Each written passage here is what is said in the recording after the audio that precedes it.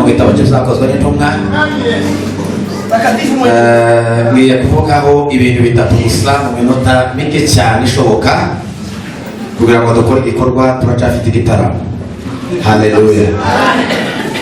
Twese tuvuge ngo haleluya. Dufite amashimwe menshi ari ku mutima tutobasha kuvuga muri uyu mwanya. Bene data bayavuze n'abandi baracavugaho bukeya, ariko reka tubanze dushimira Imana kuko Imana yatugejeje kuri uyu munsi kandi ikaduheza uburyo bwiza bwo kuwugeraho kuko twabiteguye. Imana yabikoze, turavuze ngo ihabwe icyubahiro.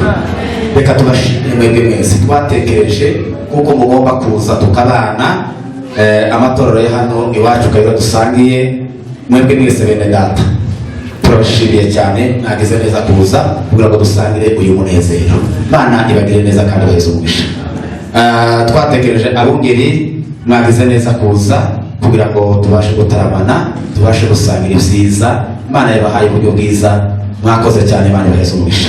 Twatumiye abayimbe bagize akarere kacu ka Kayore, turaziranye, twakoranye byinshi kuva 2013 nubwo nageze hano mu kwezi kwa munani gutyo gushira.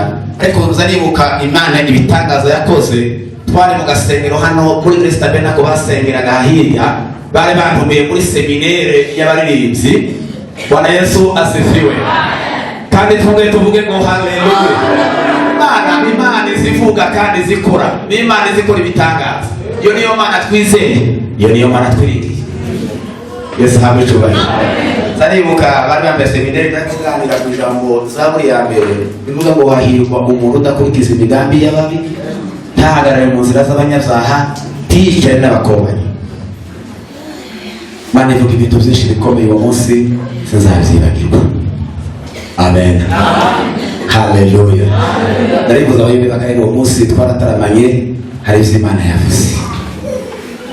Imana ibaheze umugisha bene data kuko mwaje kandi bagirire neza. Dushimiye amaririmbyi twatumiye New Hope, Emmaus Choir, Light Choir, Baragaza Ubumwe. Mwebwe mwese abo twatumiye mukatwitaba, turavuze ngo data batugirire neza kandi aduheze umugisha. Reka nsome iki gice cy'igitabo cy'ibyakozwe n'intumwa umurongo waho, igice cya 27 umurongo wa 25. Mu murongo wonyine nsoma ngiye kuza kubwira Joseph Serukundo ibintu bitatu, imiyaga itatu niyo ngiye kuvuga. Ngiye kuvuga imiyaga itatu, umuntu wese uri hano ayitegere ayumve. Imiyaga itatu abavuga ubutumwa baza bahura nayo, ariko nubwo iyo miyaga itatu ibi hari mu nyanja ntakiza gituma ubutumwa bwiza butavuga. Amen. Katuwasome 27 igice cy'ibyakozwe n'intumwa umurongo wa 25.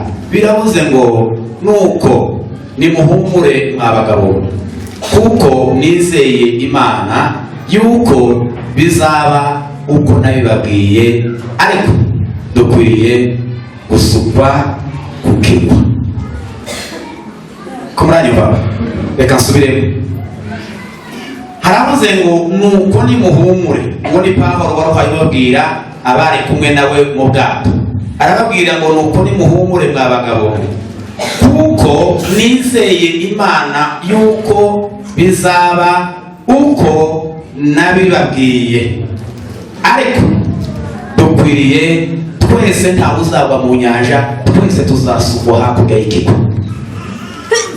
Yesu ashimwe cyane kandi Yesu ahabwe icyubahiro. Twese uko Imana yavuze, twese yaravuze ngo izatujana tuzagera hakurya y'ikigo. Uyu mugoroba ntegereje kuganira aya magambo kugira ngo tuze guheza mwene data inshingano twamurobanuriye kugira ngo tuzimuhe uyu munsi. Bibiliya itubwiye hano, reka mvuge nihuta kugira ngo dutange umwanya w'umuvugabutumwa n'indirimbo z'abaririmbyi. Kino gice cya 27 cy'igitabo cy'ibyakozwe n'intumwa ni igice kitubwira urugendo Pawulo ngo baramufashe bamushira mu nzu y'imbohe, ngo baza kumukura muri ya nzu y'imbohe. Baravuga ngo nta kundi naze tumwohereze aje i Roma, aze gucira urubanza kwa Auguste, kandi akwiye kuzagwayo. Nta kindi. Pawulo ngo baramufata ngo bamuheza abasirikare bakomeye ngo kwa Auguste. ngo bamuheza abasirikare bakomeye baramubwira ngo bari bamuhangwa n'abandi bantu bose bari 276 baravuga ngo ugende ubajyane muzabajyane bari abasirikare barinda muzabajyane neza muzabageze neza ibwami aho bazakira urubanza rwo gupfa. Amen. Amen. Kandi cyane haleluya. Pawulo ngo kuko yari umugabo wari uzi kwerekwa cyane biravuga ngo Pawulo ngo arahishurirwa amaze guhishurirwa biravuga ngo aragenda uzabisaka umurongo igice cya 28 n'umurongo wa 20 ngo ahamagara abantu abayobozi b'itorero ry'Efeso ngo arabwira ngo bene data nimuze dusezerane kuko ingoyi zirantegereje kandi ndabizi neza ubwo ingoyi zintegereje ndabizi n'imana yantegereje kandi amaso abayayo tituzongera kandi kubonana ngo nimuze dusezerane nawe. Haleluya. Kandi cyane haleluya. Ngo baraza baramuherekeza niko bivuga ngo baramuherekeza ngo bageze hepfo ku mugabo witwa Yagabo ngo bakobwa bane bibo baramuhanurira ngo baragenda baramuhanurira baramubwira ngo wa mugabo we nubwo uhaye ugenda muri urugendo ariko uzagwayo aho ndi muceceke n'abinini ndabizi. Haleluya. Kandi cyane haleluya. Ngo bagisuka ubundi mugabo nawe araza ngo afata umukandara ngo araza nawizingazingiraho ngo aravuga ngo ngiriye umukandara ukuri kw'ingoyi zimutegereje ukuri kw'ibibabari mutegereje none washaka wagaruka ariko Pawulo aravuga ngo reka mpaguruke imbere. Sifa kwa Yesu. Ko turavuga ingorane n'ingoyi zo mwivuga butumwa. Yesu ahabwe icyubahiro. Biravuga ngo baramuherekeza ngo bageze hafi y'inyanja y'ubwato ngo Pawulo ahindukira na bagenzi biwe ngo kuko bari bazi ngo batazongera kandi kubona ngo barahira ngo begamira mu majosi ngo amasozi yabo aratemba ngo barasezerana Pawulo aragenda. Amen. Cyane haleluya. Bivuga butumwa ni mu ngora. Bivuga butumwa irakomeye. Bivuga butumwa natekereje Tomaso nkantekereza Tomaso waguye hariya mu Buhinde tekereza ivuga butumwa ryiwe n'ubu mu Buhinde barandika ngo Saint Thomas bandika uwo musozi. Yesu ahabwe icyubahiro. Yesu ahabwe icyubahiro. Kwinjira mu ivuga butumwa si ukuja mu munyenga.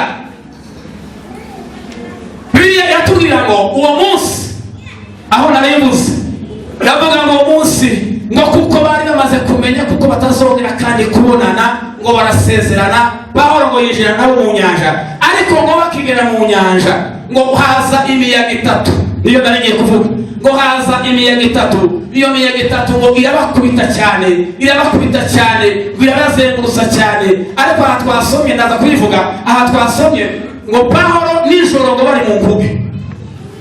Yesu ahabwe icyubahiro. Yo tuzabore gato bwiza haleluya. Bari mu nkuge ngo nijoro bari mu bwato mu nyanja mu muyaga mwinshi ngo Pawulo hari icyo marayika w'Uwiteka yambwiye ngo nimuhumure nubwo umuyaga uhari ariko yambwiye ngo nimuhumure ngo tuzopfusha ibintu byose ngo n'inkuge yose izameneka ngo ariko icyo mbabwiye ngo buri wese azagenda ashike ngo yicaye ku kabaho k'ibibazo ahubwo ahabwe ikigo. Yesu ahabwe icyubahiro. Yesu ahabwe icyubahiro. Avuga ubutumwa mwese muri hano nubwo inkuge izomeneka nubwo n'ibintu byose twabipfusha ariko tuzogera hakurya y'ikigo. Tuzogera hakurya y'ikigo nubwo ibintu byose twabipfusha bigatakara nubwo n'inkuge yose turimo nayo yomenagurika ariko umuntu wese ngo azashika yicaye ku gabaho kiwe. Nitasimama kwenye munara nione lile atakaloli tena. Nitasimama kwenye munara nione lile atakaloli. Haleluya. Nitasimama kwenye munara yose n'inkuge izo mufite zose umuyaga wa mbere ngo bahuye n'umuyaga ngo witwa Ruhuhuma. Umuyaga wa Ruhuhuma ngo ni umuyaga uzuturuka ubwato imbere. Abavuga butumwa iteka baza bahura n'umuyaga witwa Ruhuhuma. Sifa kwa Yesu. Kandi cyane haleluya.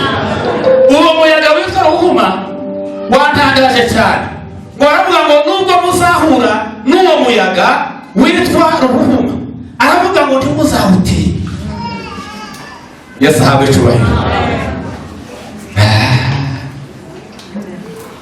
Umuyaga uturuka ubwato, umuyaga ngo uzutuma abasare batamenya gusoza uko biri. Iyo umuyaga waturutse ubwato imbere, abantu ntibazamenya gusoza, biza bikomera abantu bariko basoza ngo bakaruha bakaza basoza berekeye iyo bavuye, bagenda basoza berekeye amaka. Ico gihe abavuga butumwa Imana izibabwira ngo nubwo mwahuye na ruhuma Uwiteka azabageza hakurya y'inyanja. Sifa kwa Yesu. Haleluya. Beba ngo barakomeza baragenda ngo bagiye kuza kugera ku mwaro wa mbere, waho bari bageze ngo Pawulo arababwira ngo yewe uyu muyaga urakomeye, none nimushaka ukuntu twogera umuyaga tube kabaza kuwikinga. Ngo baragenda igihe bagiye kuja kuwikinga ngo hari hafi y'umwaro wo muri Libya, ngo bagiye kuhaja ngo basangaho ubundi muyaga. Uwo muyaga ngo wabageze uzunguka ngo gatuma ubwato bubasha gusaya ntigongere kandi guhaguruka mu musenyi, ngo wabaga uri umusayo, ngo bakavuga ngo ubwato nibuturukira hariya ngo ntibuzongera kuhaguruka ngo buhave. Ariko Pawulo ngo arababwira ngo nimureke twongere kandi tureke inkuge.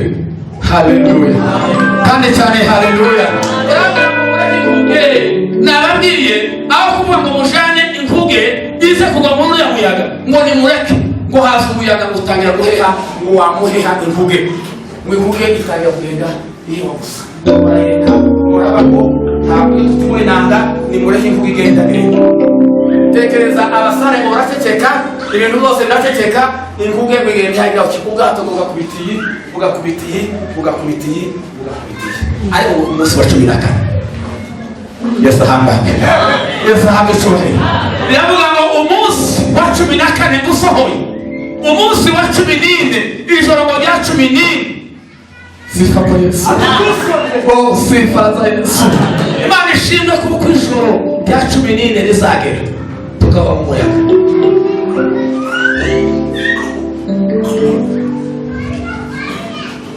Yesu ahabwe icyubahiro. Ngo bakivaho ngo bahura n'umuyaga ukomeye witwa Aruko. Uwo muyaga witwa Aruko ariko natangaye. Yesu ahabwe icyubahiro.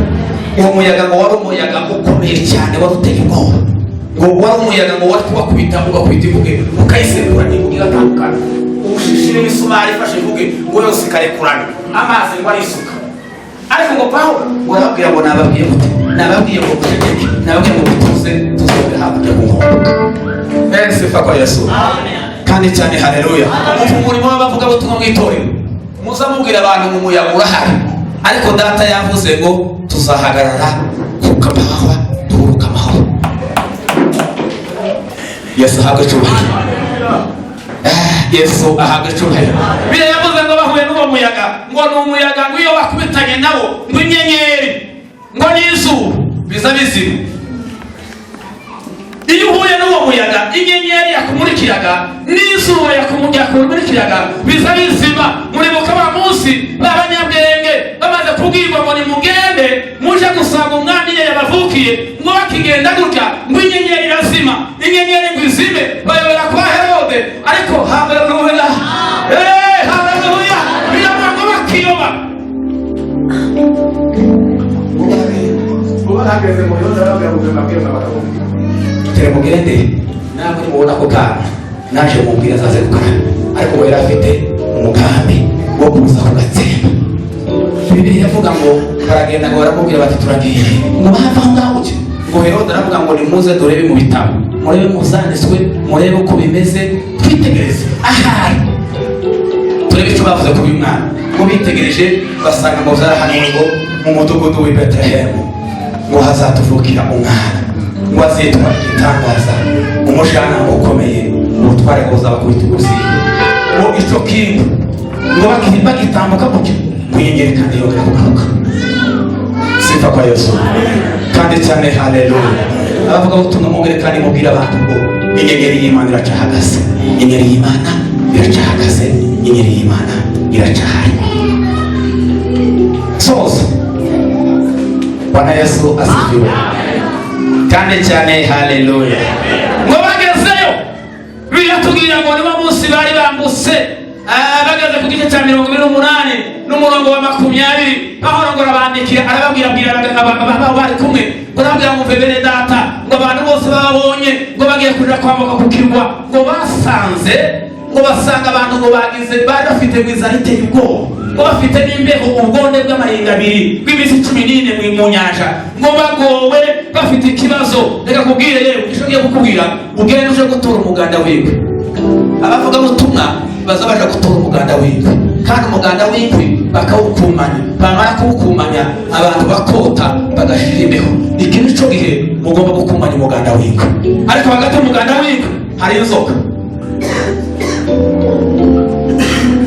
Bwana Yesu asifiwe kandi cyane haleluya hagati mu muganda w'indwi harajyamye mu inzoka ariko ngo nubwo hari mu inzoka ariko nimuza gukumanya umuganda abavuga butumwa umurimo wabo no gukumanya umuganda w'indwi ngo abantu bakota bagasuka baho barakumanya umuganda ngo arabuzana aracyana umuntu utangire kwaka ngo kujya kwandira mu kiyoka kidaza ngo kimuma kukonje yego abantu bose ngo baraho ngo baravuga ngo Imana we ihangane kaho uyu wigizishana baramukubise bamujaniza sose yaravuze ngo bene data ivuga ubutumwa rirakomeye yaravuze ngo ibihe 5 mwikugera amenekane mu nyanja aravuga ngo bakubise iboko ngo timikorero ndaturikene aravuga ngo nabaye mukaga mwivuga zikamenekana mu nyanja ngo nabaye mukaga gatewe n'abene wacu nabaye mu bibazo bikomeye ariko aravuga ngo nubwo izo zose zambayeho ngo yari intambara nziza Uwiteka yari yarateguye haleluya noneho angaha ngo baravuga ngo noneho yamana noneho birabaye yamana ntiyimureka Imana itazicugwa kibera agiye gupfa kindutse ngo bagiye kuja kubona babona ngo Pawulo gusaka kumanya babaga mu isumu yamwije ngo agiye gupfa kindutse babona Pawulo ni muzima ngo barakora ati ko bikomeye umurimo w'Imana waka twengere tuvuge twese ngo umurimo w'Imana umuriro w'Imana wongeye kandi waka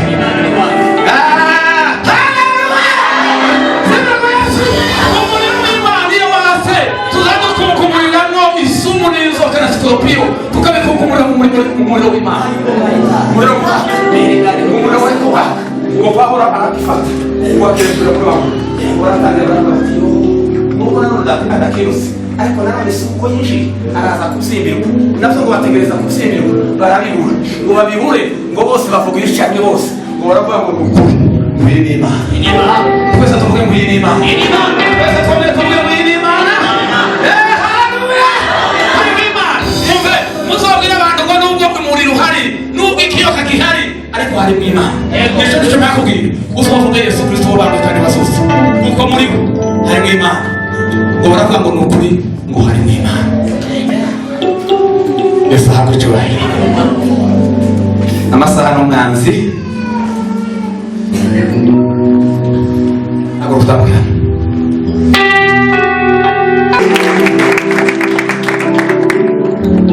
narivuze kuko amasaha ari umwanzi ariko hari inshingano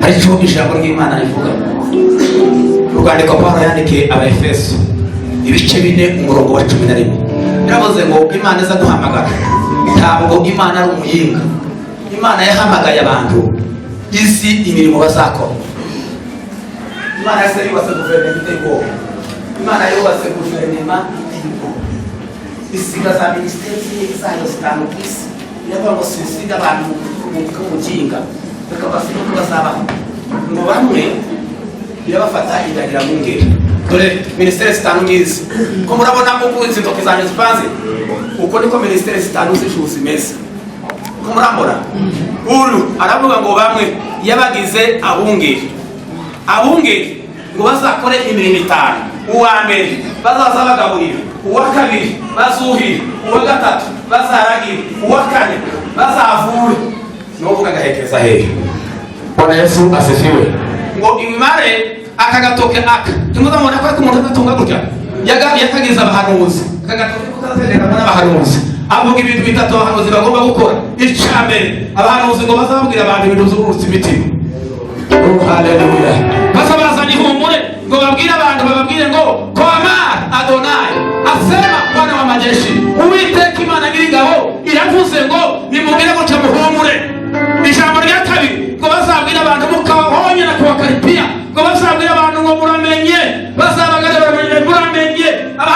icyaha muzarimbuka muramenye n'akagato kagera kabatunga gutya.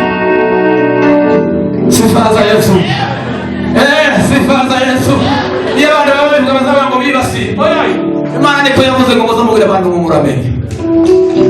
Muramenye. Hano hari umwobo. Muramenye. Kito cya gatatu ngo kazakora akagatoke. Ari umuhanuzi.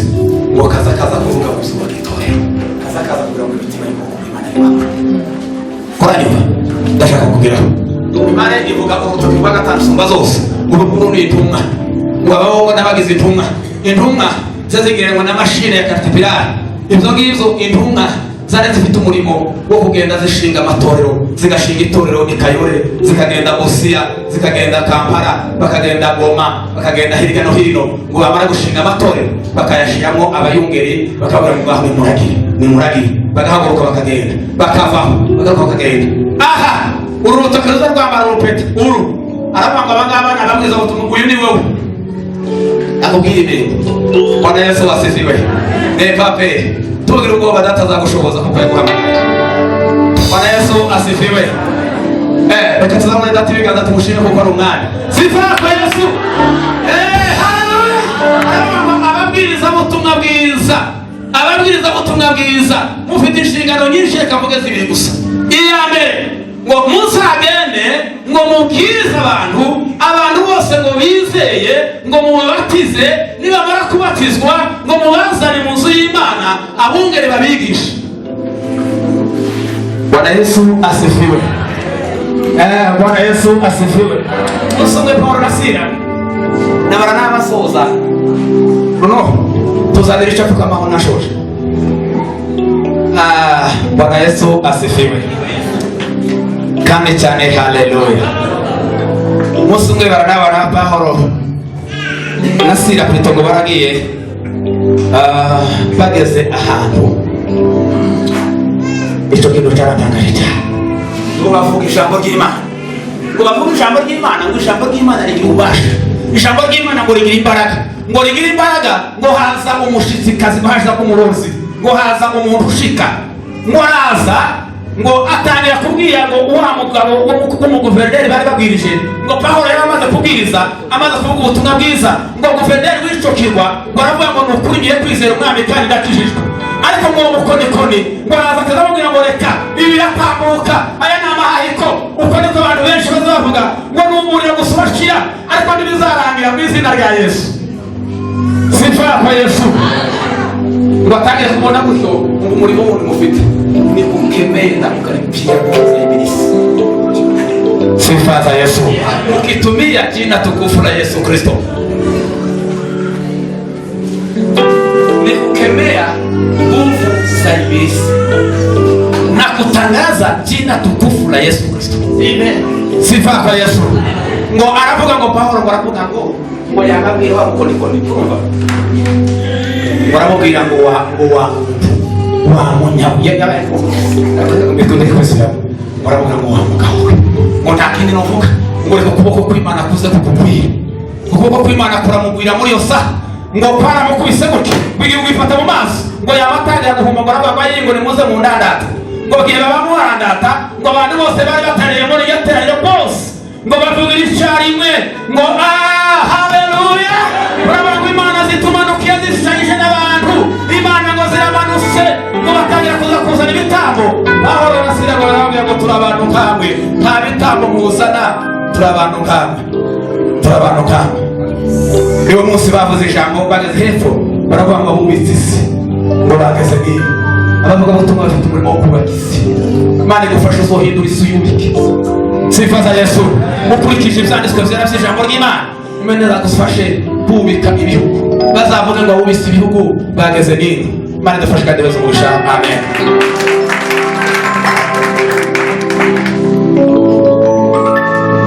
Kubera impamvu z'umwanya gutinda igera ahantu hafi ihagaze, zamura ikiganza cyawe cy'uburyo, fata zamura Bibiliya mu kiganza cy'uburyo. Bwana Yesu atukuzwe. Bwana nawe uje unaze gushaka ibikorwa by'Imana yavuganye nawe. Bwana Yesu atukuzwe kandi cyane. Haleluya. mubaze ibibazo bikeya gusa kugira ngo dukomeze mbere gutinda no kujana umwanya wo turenga. Bavuga ngo jewe Serukundo Joseph, jewe Serukundo Joseph, kuko umuhamagaro nahamagawe n'Uwiteka, kuko umuhamagaro nahamagawe n'Uwiteka, no kubwishingano mpawe n'itorero ryawe ku Pentecote cyacu, no kubwishingano mpawe n'itorero ryawe ku Pentecote cyacu, nemezanya n'umutima wanjye, nemezanya n'umutima wanjye, n'iki jambo ry'Imana rimpamiriza, n'iki jambo ry'Imana rimpamiriza, kuko nzavuga ubutumwa mu gihe gikwiriye n'igihe kidakwiriye, kuko nzavuga ubutumwa mu gihe gikwiriye n'igihe kidakwiriye, nemezanya n'umutima wanjye, nemezanya n'umutima wanjye, ko ntazahinduka umurwanyi w'itorero n'umunsi n'umwe, ko ntazahinduka umurwanyi w'itorero n'umunsi n'umwe, nemezanya n'umutima wanjye, nemezanya n'umutima wanjye, kuko nzaje guhindura benshi kubazana kuri Kristo, kuko nzaje guhindura benshi kubazana kuri Kristo, nemezanya n'umutima wanjye, nemezanya n'umutima wanjye, kuko nzumvira ubuyobozi bw'itorero, kuko nzumvira ubuyobozi bw'itorero. Yego tuvuge ngo amen. Twese tuvuge ngo amen. Ejo uzatangire ngo naje kanasengewe.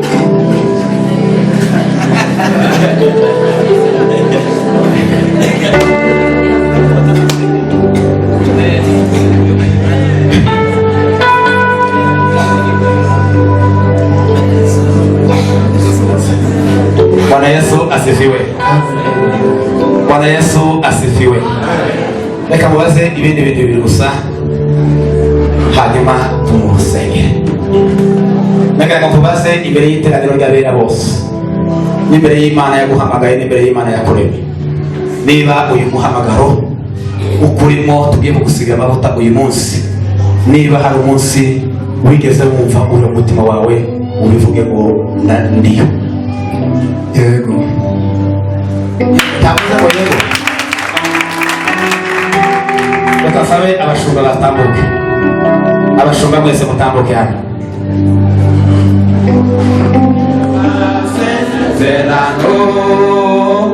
Reka twese iteraniro riteraniye hano tumutungeho ibiganza kugira ngo Imana izamushoboze umve umwungeri bebera atuje imbere, hanyuma twese dusenge Imana.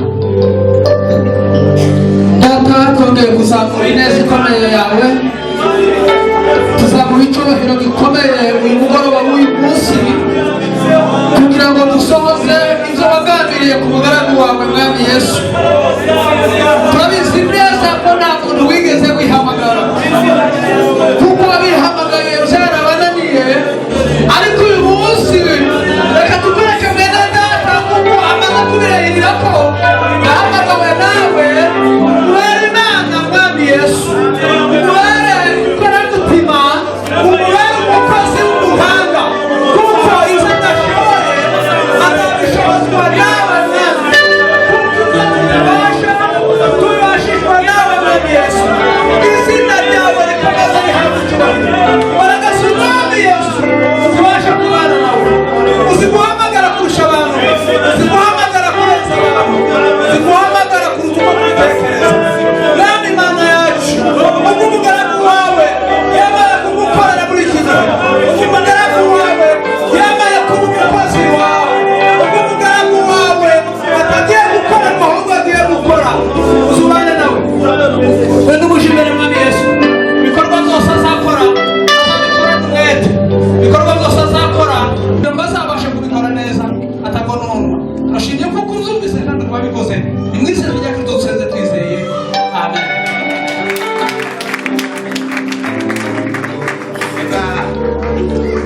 Hano hafi twifate ifoto hamwe n'abungeri tubone kuza kumuheza certificate. Hagarara imbere muze gufata ifoto nziza y'urwibutso.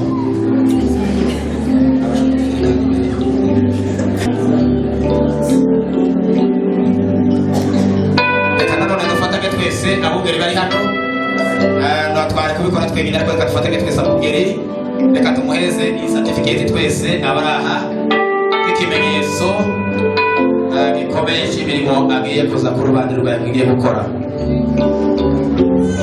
Imana izagufashe, ubu ni ubuhamya, iki ni ikimenyetso kizagenda kikuranga aho uzavuga ubutumwa hirya no hino hose ku isi. Imana igufashe kandi iguheze umugisha. Umuyobozi wa gahunda umufelisite.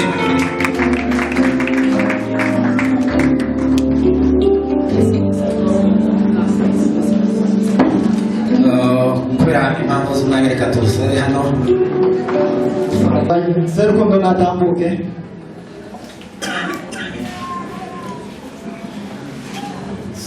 Abayumva ne bahaguruke batanga impano yabo.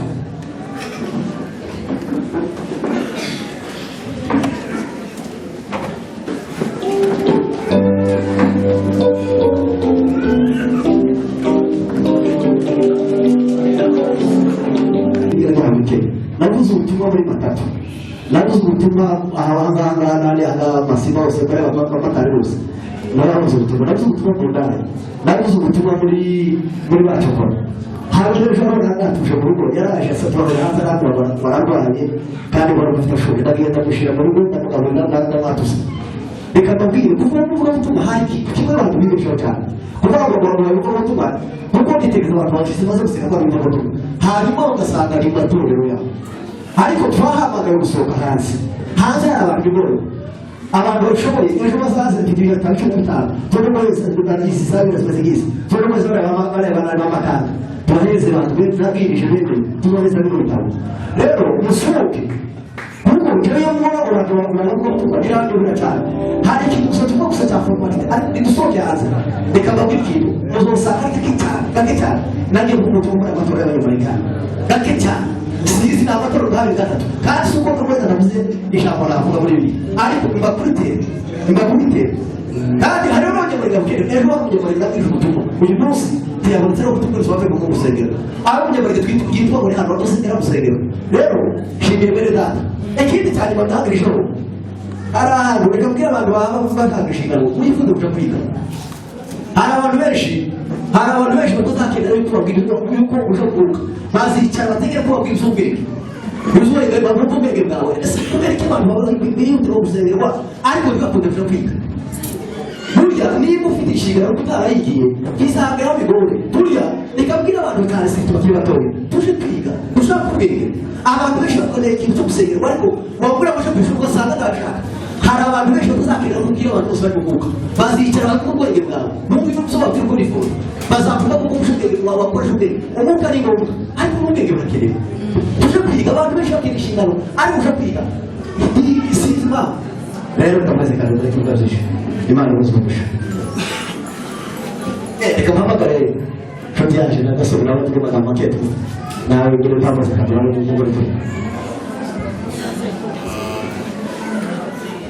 avuga ubundi gutanga impano imana ishimwe jewe ntuye Gasarani yageze hano saa munani zibura iminota 20 arabanyega ko gase ukundira ko atangira saa munani umwanya wo kubahakanira ngambabwira ngo oya tibiriho tubireke muri no minsi naje akomeje senga ariko kandi kumva nyine muhamagaro ni muhabe nijoro ryamye hari ikintu nari kubwira abantu abo twari kumwe ashana ahantu kujya hari umuntu wasize cyane wananiranye mu muryango wananiriye polisi benshi wamare arambwira ko ari kuza ahantu nagukuye ngo nari kuzanye kugira ngo nawe ukure uyu muntu kaho nagukuye se mwumva bino bintu nahise ntabwo ndemeshe n'ibyo Imana yavuze niyo yahishize muri je kandi niyo izabisohoza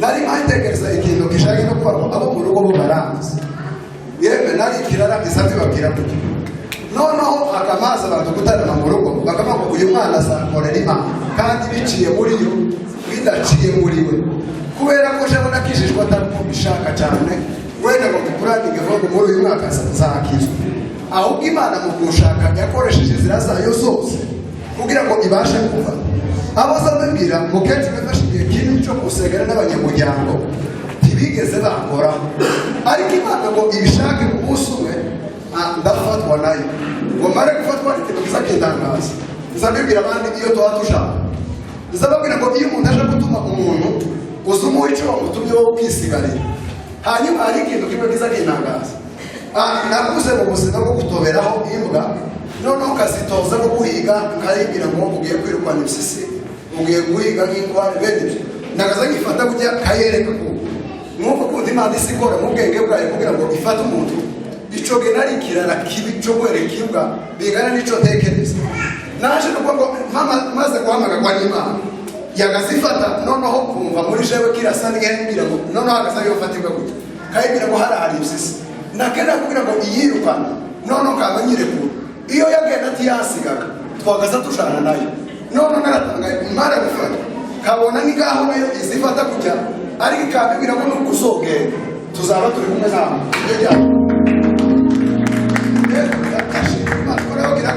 nageza ahantu polisi yari yananiwe umuntu nijoro kaza mbona mu muryango bamunaniwe ko baratangatanga none ko ufite imbaraga zo gufata umuntu arambwira ngo aho nagukuye ngo nawe bakuzanye kugira ngo mukure hano ariko biciye muri we Imana yo mu ijuru kose bigiye ihabwa icubahiro hari ibintu bikunda kugira abantu baje kuvuga umudoka bamutindaho hariho umugabo wavuze akurikira mukuru waje missionary narizi ko avuga amateka kuri Nyamara kamaye babwira ko kunyira muzo ngo avuga ariko kandi jewe yo nshaka kuvuga izamuna gutinde kuri Kristo kubera ko Kristo muri twebwe arivuze yarimase none abantu bagakuyo bababwira ngo se ko yakaza kora ibi mwari gutaha n'izina ryaje ariko nubwo batababwiye ariko mubona ikiye gikorerwa muri jewe yeme Kristo ahabwa icubahiro.